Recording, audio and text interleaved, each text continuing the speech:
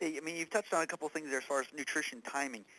And most people, when you say nutrition or sports nutrition, the first thing they think about is the pregame meal, maybe having a couple of Gatorade during the game, and then obviously getting to the tailgate afterwards.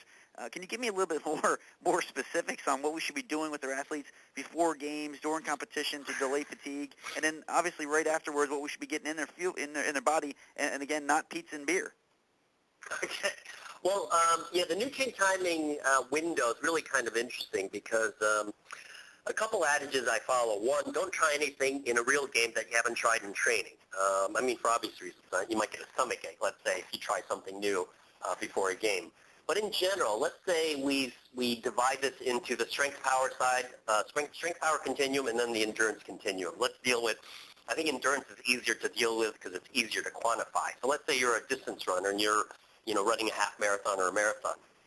Typically, during training, pre, during, and post, at least pre, most runners that I've dealt with, they'll consume caffeine pre-exercise just to give them an added boost. It helps oxidize fat, things like that. During a run, and it's much harder for runners than other endurance athletes like cyclists, they can't really eat food because it'll upset the stomach. So typically they'll consume a sports drink, preferably with something with protein. And again, because of digestive issues, a lot of runners can't do that. So this is an example where the science shows that it's better to consume a protein, carb, sports drink during training and even after training. But there's just a lot of people who can't do that because of issues related to gastrointestinal distress. So from a practical standpoint, you got to do something that someone will repeat, a behavior they'll always do, and not always pay so close attention, well, the science shows this is better. Well, if I'm getting an upset stomach and diarrhea, I don't give a crap what the science says, because there's always individual responses.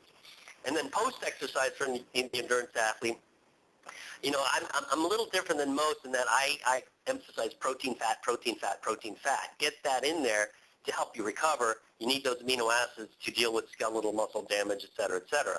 I de-emphasize carbs for the primary reason that it's very easy for anybody to consume plenty of carbs. Carbs are the best tasting thing in the world. We all love carbs. So to add it to your post-workout drink mix, if you're an endurance athlete that puts in tons of miles and body comp is an issue, yeah, go ahead. Is it absolutely necessary for the jolly jogger who maybe runs 3 times a week, 3 to 4 miles? Probably not. If you're a highly competitive athlete, yeah, throw some carbs in there. Maybe put mix a banana in with a protein shake.